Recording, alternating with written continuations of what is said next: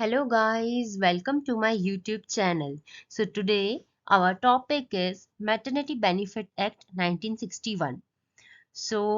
This is a very important act or topic to study because in this era a lot of female candidates and females are working in corporate. So we have to know about this act, this benefit for females. It is a very mandatory to know all of us about this act. So yeah, we'll study about it. Maternity benefit act जो है 1961 में ये introduce हुआ था। 1961 में ये आया था। देन फिर इसमें काफ़ी सारे चेंजेस हुए, काफ़ी सारे अमेंडमेंट्स आए, वो 2017 में आए। ठीक है, तो इस एक्ट को लाने का मेन मोटो क्या था, हम पहले वो समझेंगे। मेन ऑब्जेक्टिव क्या था, ठीक है। तो अभी तो so many people are become aware about maternity benefit act, and because अभी as कंपैरिजन टू प्रीवियस, अभी के टाइम पे बहुत सारी फीमेल्स भी जो है कॉर्पोरेट में वर्क कर रही हैं। देखा जाए तो इक्वली है, मैन और वुमेन दोनों इक्वली वर्क कर रहे हैं। Everyone, every girl, every women, they wanted to work, they wanted to become independent. तो अभी इस चीज को लेके बहुत ज्यादा, बिकॉज काफी सारी फीमेल्स भी वर्क करती हैं अभी कॉर्पोरेट में। प्रीवियसली करती तो थी, वुमेन्स भी वर्क करती थी, बट आज के कंपैरिजन में कम वर्क करती थी। पहले जो नंबर थे, वुमेन का जो नंबर था वो कम था वर्किंग में। तो काफी लोग इस चीज को लेके अवेयर नहीं होते थे कि इस ड्यूरेशन में, इस पीरियड में, मैटरनिटी का जो पीरियड होता है पूरा, उस पीरियड के दौरान एक वुमेन को लाइक लीव लेनी पड़ेगी या क्या। तो जो मेल कैंडिडेट्स होते थे वो इस चीज को ना समझ के या इस चीज को अवॉइड करके वुमेन को एम्प्लॉयमेंट से निकाल देना, टर्मिनेट कर देना या उन्हें मजबूर कर देना रिजाइन देने पर। तो पहले ये सब चीजें बहुत होती थी। तो यही कारण था कि सबको इस चीज को समझने के लिए, इस चीज को कंपलसरी मैंडेटरी बनाने के लिए कॉर्पोरेट में ये एक्ट आया, मैटरनिटी बेनिफिट एक्ट, ताकि सब लोग इसे फॉलो करें, सब लोग इसे समझें और इस चीज की वजह से किसी वुमेन को, किसी फीमेल को अपना एम्प्लॉयमेंट ना छोड़ना पड़े। ठीक है, तो इसका मेन ऑब्जेक्टिव यही है। It aims to regulate the employment of women in certain period before and after child birth. ठीक है, तो इस चीज की वजह से कभी भी किसी जो वुमेन है वो कंटिन्यूअसली अगर वर्क कर रही है किसी ऑर्गेनाइजेशन में, तो इस चीज की वजह से उसे टर्मिनेट या उसे निकाला नहीं जा सकता है। To protect the dignity of motherhood by providing complete and healthy maintenance and care to the woman and her child at this important time when she is not working and unable to perform due to health conditions. तो इसके लिए कुछ duration बनाई गई, कुछ rules and regulations बनाए गए कि इतने टाइम के लिए वुमेन को, फीमेल को जो है लीव दी जाएगी विथ फुल पे, with full payment, with full medical care, and उसको सपोर्ट किया जाएगा, ना कि उसे निकाल दिया जाएगा। तो इसका मेन ऑब्जेक्टिव ही यही था, बिकॉज आज के टाइम पे काफी सारी फीमेल्स वर्क करती हैं, बट पहले जो थे 80% मेल एंड 20% वुमेन, फीमेल जो वर्क करती थी कॉर्पोरेट में। ठीक है, तो 20% फीमेल्स की बात नहीं समझी जाती थी। वो मतलब कई लोग ऐसे होते थे जो उनकी बात को ना समझ के या उनकी बात को अवॉइड करके उन्हें निकाल देना या क्या, मतलब काफी सारे इश्यूज होते थे। तो इसलिए इस चीज को मैंडेटरी बना दिया गया, इस चीज को कंपलसरी बना दिया गया। तो यही इसका मेन ऑब्जेक्टिव था। एंड अभी तो काफी सारे अमेंडमेंट भी हो गए 2017 में, तो अभी हर हर ऑर्गेनाइजेशन में इस चीज को फॉलो किया जाता है। ओके, सो इसकी एप्लीकेबिलिटी क्या है, ठीक है। So this act is applies to every established organization in which 10 or more than 10 persons are employed or were employed on any day of the preceding 12 months। तो वो जहां 10, जिस भी ऑर्गेनाइजेशन में या जिस भी कंपनी में 10 या 10 से ज्यादा लोग वर्क कर रहे होंगे पिछले 12 महीने से, तो वहां ये एक्ट लागू होता है, वहां ये एक्ट एप्लीकेबल होता है। ये बहुत मतलब ये एक तो मैंडेटरी चीज है कि 10 या 10 से ज्यादा लोग जिस भी ऑर्गेनाइजेशन में वर्क कर रहे होंगे वहां ये एप्लीकेबल होगा।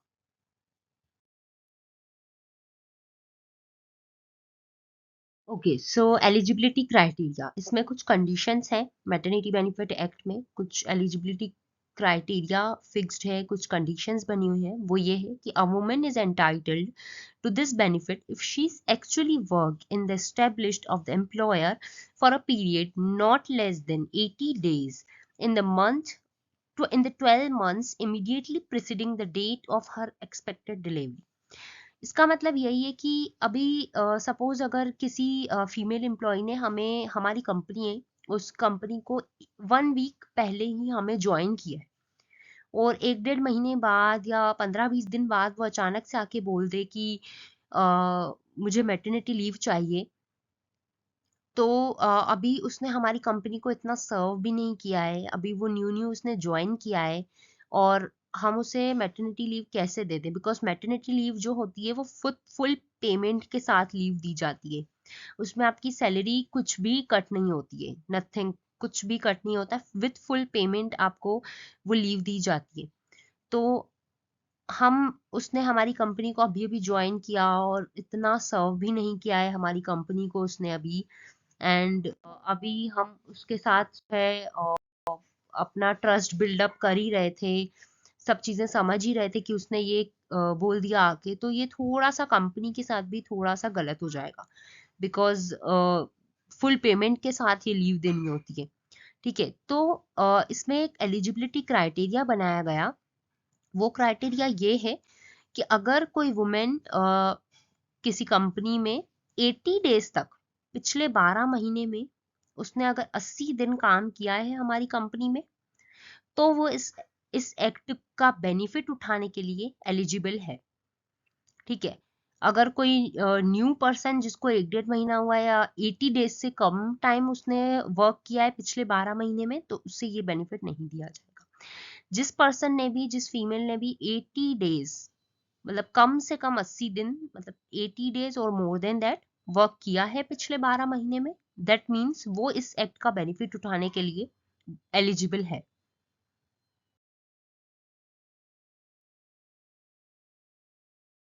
ओके, सो ये बहुत ही इंपॉर्टेंट टेबल है, important leave table. So first of all, total leaves in first 2 childs, कोई भी फीमेल है उसके जो अगर स्टार्टिंग के फर्स्ट 2 चाइल्ड है और उनके लिए उसे मैटरनिटी लीव चाहिए, तो उसे टोटल लीव्स 26 वीक्स के लिए मिलेंगी। 26 वीक्स उसका टोटल ड्यूरेशन होगा इस बेनिफिट को उठाने के लिए। उसे विथ फुल पेमेंट ये 26 वीक्स के लिए लीव दी जाएगी। बट इसमें यह है कि a women can take 8 weeks, that means 2 months prior to her delivery and remaining after her delivery। मतलब ऐसा है कि 8 हफ्ते 2 महीने आप डिलीवरी के पहले हॉलीडे ले लो, वीक जो है लीव ले लो, एंड बाकी की जो रिमेनिंग है वो आप आफ्टर डिलीवरी ले लो। बट इसमें ये भी होता है कि अब अगर किसी किसी की कंडीशन, ये डिपेंड करता है सिचुएशन टू सिचुएशन, अब किसी की कंडीशन अगर अलग है, किसी का सिचुएशन अगर अलग है, तो इसमें कंपनी मतलब कर सकती है, मतलब बात करके, नेगोशिएट करके या डिस्कस करके ऊपर नीचे कर सकते हैं। ऐसा भी कर सकते हैं, कई बार ऐसा भी होता है कि 3 मंथ्स पहले ले ली, ऐसा जरूरी नहीं है कि हर बार लाइक 2 मंथ्स ही, बट ये एक बनाया गया है रूल कि आप 2 मंथ्स पहले ले लो, बाकी का जो रिमेनिंग है वो आप अ, बाद में ले लेना। मतलब ये है, इतना फाइनल है कि सिचुएशन कुछ भी हो, कंडीशन कुछ भी हो, टोटल लीव्स 26 वीक्स ही मिलेंगी। फिर और इसमें बाइफरगेट किया गया है 8 वीक्स पहले और 8 वीक्स पहले एंड बाकी बाद में। बट ये जो है कि पहले कितना लेना है, बाद में कितना लेना है, ये डिस्कस करके अपने situation to situation according to the condition, ये जो है जो कैंडिडेट है और जो एम्प्लॉयर है उसके बीच में डिस्कस करके या कैसे भी वो अपने अकॉर्डिंग, अपने कंफर्ट जोन के अकॉर्डिंग, अकॉर्डिंगली वो अपनी कंडीशन के अकॉर्डिंग ले सकते हैं। बाकी टोटल जो है वो 26 वीक्स ही मिलेगी। सेकेंड कंडीशन है leaves after 2 child, that means third child के टाइम पे। 2 बच्चों के होने के बाद अगर थर्ड चाइल्ड, फोर्थ या फिफ्थ जो भी है, मतलब 2 के बाद किसी भी चाइल्ड में अगर पर्सन को लीव चाहिए तो टोटल लीव्स उसे 12 वीक्स ही मिलेंगी, 12 वीक्स ही उसे टोटली लीव मिलेगी। If women if a woman already have 2 or more children, she is entitled to take 6 weeks before delivery and remaining after delivery। तो इसमें ऐसा टाइम ड्यूरेशन बाइफरकेट किया गया है कि 6 वीक आप पहले, क्योंकि टोटल 12 है तो 6 आप पहले ले लो, 6 आप बाद में ले लो। बट वापस से वही बात कि ये according to the situation, according to the condition, ये डिस्कस करके कि पहले कितनी लेनी है बाद में कितनी लेनी है, इसको थोड़ा बहुत चेंज भी करा जा सकता है। ये कंपनी और एम्प्लॉयर और एम्प्लॉय के ऊपर डिपेंड करता है। ठीक है, बाकी टोटल जो है वो 12 ही मिलेगी। थर्ड है leaves due to adoption of child और सैरोगेसी। तो अगर आप किसी चाइल्ड को अडॉप्ट कर रहे हो या सैरोगेसी है आपका, सैरोगेसी केस है, तो टोटल लीव्स जो है उस केस में भी 12 वीक्स ही मिलेंगी। A women adopt a child below the age of 3 months of child, then she will be entitled to take leave for 12 weeks from the day is handed over to commissioning mother। ठीक है, अब इसमें ये condition है कि अगर आप child को अडॉप्ट कर रहे हो और वो चाइल्ड अगर उसकी जो एज है वो 3 मंथ्स, लाइक बिलो 3 मंथ्स है, 3 महीने का भी नहीं है वो चाइल्ड, 3 महीने से वो छोटा है और उस कंडीशन में आप उसको अडॉप्ट कर रहे हो चाइल्ड को, तो डेफिनेटली 3 महीने से छोटे बच्चे को एक मदर का जो है केयर मेंटेनेंस चाहिए रहती है। तो उस केस में उसे 12 वीक्स की जो लीव है वो जो मैटरनिटी बेनिफिट एक्ट के अकॉर्डिंग उसे 12 वीक्स की लीव जरूर मिलेगी अगर चाइल्ड की एज 3 मंथ से कम है। तो जिस दिन उसे चाइल्ड हैंडेड ओवर हो जाएगा, जिस दिन मदर को चाइल्ड मिल जाएगा, उस दिन से उसकी लीव्स 12 वीक्स की जो लीव है विथ फुल पेमेंट वो स्टार्ट हो जाएगी। और सेम केस सैरोगेसी में भी होता है। ठीक है, उसके बाद leaves due to miscarriage of child. अगर चाइल्ड का मिसकैरेज हो जाता है तो उस केस में भी टोटल 6 वीक्स की जो है लीव मिलेगी मदर को। In case of miscarriage, a woman is entitled to 6 weeks leave with wages for maternity benefit act। तो ये जो पॉइंट्स हैं कि किस कंडीशन में कितने दिन की, कितने वीक्स की लीव मिलेगी और पहले कितनी मिलेगी बाद में कितनी मिलेगी डिलीवरी के, वो सारी चीजें भी, और अडॉप्शन में भी मिलेगी, सैरोगेसी में कितनी मिलेगी, मिसकैरेज में, और थर्ड या 2 चाइल्ड के बाद कितनी मिलेगी। तो ये उस चीज का टेबल है जो कि बहुत ज्यादा इम्पोर्टेंट है, बहुत क्योंकि मेन ये मैटर करता है ये पता होना कि किस कंडीशन में कितनी लीव्स मिलेंगी। तो ये बहुत इंपॉर्टेंट टेबल है। Okay, so now we will understand about some important points. ये जो है काफी ज्यादा इम्पोर्टेंट है समझना, बिकॉज काफी सारी कंडीशंस आ जाती हैं ऐसी हर बार। जरूरी नहीं है कि जो ये पीरियड है, जो पूरा लाइक ये जो पूरा प्रोसेस है वो बिल्कुल परफेक्टली चले और बिल्कुल अच्छे से सब चीजें हो जाए। कई बार थोड़ी बहुत गड़बड़ भी होती है, लाइक जैसे अगर अभी जस्ट हम फर्स्ट पॉइंट में समझें कि if a woman dies in her maternity leave period, so employer will pay including the day she died, after that he don't pay। अब अगर जो ये पूरा ड्यूरेशन है, जो पूरा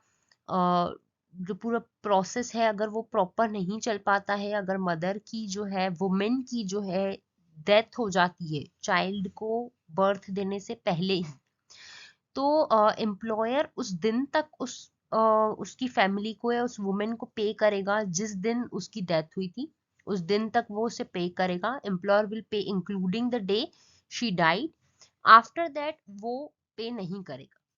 सेकेंड कंडीशन ये है, if a woman dies after giving birth to a child, so employer will pay for the whole period 26 weeks. अब अगर वुमेन की डेथ हो जाती है, जो एम्प्लॉय थी कंपनी में, उसकी डेथ हो जाती है चाइल्ड को बर्थ देने के बाद, तो वो पूरे 26 वीक्स के लिए उसको पे करेगा, उसकी सैलरी जितनी थी वो पे करेगा, एम्प्लॉयर को पे करना पड़ेगा पूरे 26 वीक्स के लिए। अगर चाइल्ड मतलब हेल्दी है, चाइल्ड सेफ है, बट वुमेन की जो फीमेल है उसकी डेथ हो गई है तो। थर्ड कंडीशन है, if a woman and child both die, so employer will pay at the day of child's death. अगर वुमेन और चाइल्ड दोनों की डेथ हो जाती है तो जिस दिन चाइल्ड की डेथ हुई उस दिन तक एम्प्लॉयर उसे पे करेगा, उसकी फैमिली को पे करेगा। तो ये 3 इंपॉर्टेंट पॉइंट्स थे, बिकॉज जरूरी नहीं है हर बिकॉज कई बार ऐसी कंडीशन आ जाती है, तो ये जानना हमें बहुत इंपॉर्टेंट है। देन फिर रेस्ट्रिक्शंस, क्या क्या रेस्ट्रिक्शंस हैं वो हम देख लेते हैं। No employer can employ the women including after his delivery, miscarriage or medical termination. After completing 6 weeks of delivery, miscarriage or medical termination, a woman can entitled to do a new job or a employer can appoint her as a new employee. अब इसमें यह है कि suppose अभी अभी आपने किसी एक फीमेल है, उसने अभी अभी एक चाइल्ड को बर्थ दिया, और चाइल्ड को बर्थ देने के जस्ट बाद वो किसी कंपनी में ज्वाइन करना चाहती है या किसी कंपनी को ज्वाइन कर फिर से अपना वर्किंग में आना चाहती है या कंपनी ज्वाइन करना चाहती है, तो जो एम्प्लॉयर है वो उसे हायर नहीं करेगा, बिकॉज उसकी अभी अभी डिलीवरी हुई है, वो अभी अभी उसने चाइल्ड को बर्थ दिया है, और एकदम से बर्थ देने के बाद 6 वीक्स का गैप देने के बाद ही वो उसे हायर करेगा एकदम डायरेक्टली, बिकॉज काफी सारे हेल्थ इश्यूज होते हैं। तो कोई भी एम्प्लॉयर जो है किसी भी एम्प्लॉय को एकदम जस्ट डिलीवरी के बाद, मिसकैरेज के बाद या मेडिकल टर्मिनेशन के एकदम बाद वो किसी भी एम्प्लॉय को अपॉइंट या हायर नहीं करेगा। 6 वीक्स का जो गैप है, 6 वीक्स का गैप हो जाने के बाद ही वो किसी भी एम्प्लॉय को हायर करेगा। तो ये एक रेस्ट्रिक्शन है, बिकॉज फिर क्योंकि काफी सारे हेल्थ कंडीशन होती है, अगर जस्ट डिलीवरी, मिसकैरेज या मेडिकल टर्मिनेशन के जस्ट बाद वो हायर कर लेगा, तो फिर बाकी का सारी जो रिस्पॉन्सिबिलिटी आएगी वो उसकी कंपनी के ऊपर आएगी, उसके ऊपर आएगी। तो वो 6 वीक्स के गैप के बाद ही किसी भी कैंडिडेट को हायर करेगा। ये एक रेस्ट्रिक्शन है। Note, during the maternity leave or any medical termination leave, in case a employer cannot dismiss her employee in her absence. अब ये बहुत एक important note है कि अगर ऑलरेडी कोई पर्सन है, कोई फीमेल कैंडिडेट है, वो किसी कंपनी में वर्क कर रही थी और वो मैटरनिटी लीव पे गई हुई है, तो उसके एब्सेंस में कोई भी एम्प्लॉयर उसको डिसमिस नहीं कर सकता है उसकी जॉब से, उसको टर्मिनेट या निकाल नहीं सकता है उसकी एब्सेंस में, जबकि जिस जिस टाइम पे वो अपनी लीव पे गई हुई है, मैटरनिटी लीव पे गई हुई है।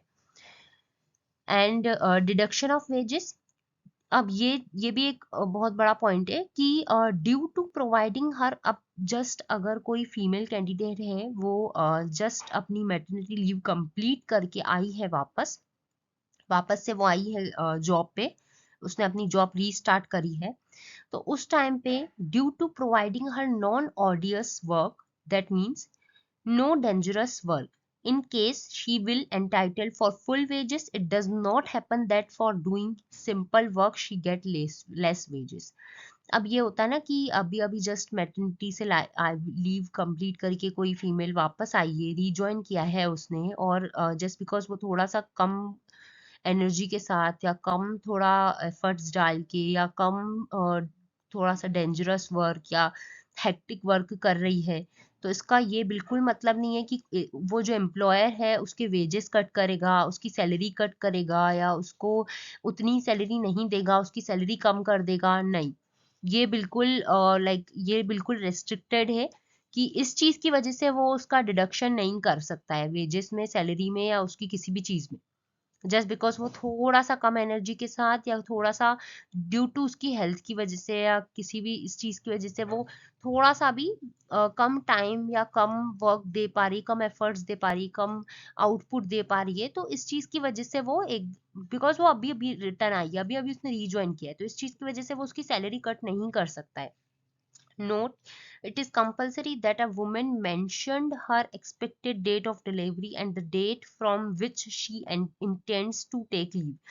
अब ये बहुत एक रिस्पॉन्सिबिलिटी होनी चाहिए कैंडिडेट के ऊपर, जो फीमेल कैंडिडेट है, कि वो अपने एम्प्लॉयर को अपनी जो एक्सपेक्टेड डेट ऑफ डिलीवरी है वो बता दे, कि इतने टाइम से इतने टाइम तक वो लीव लेने वाली है। ये सारी चीजें प्रॉपर इंफॉर्मेशन दे एम्प्लॉयर को, बिकॉज वो इतने टाइम लीव पे जाएगी तो पीछे से उसको भी उसका रिप्ले उसके मतलब जब जिस ड्यूरेशन के लिए वो नहीं रहेगी तो तब तक के लिए उसका रिप्लेसमेंट चाहिए रहेगा उसे भी, एम्प्लॉयर को वर्क करने के लिए।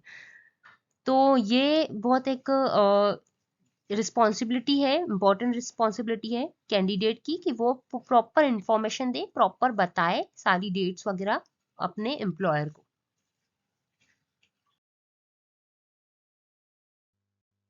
Okay, so thank you guys. Thank you for watching my video, and please do like, subscribe, and share. And please do comment also if you have any inquiry, if you have any new topics. So please share. I will surely try to make videos on that. And yeah, please like, subscribe, and share. And thanks for watching Study with Muskan channel.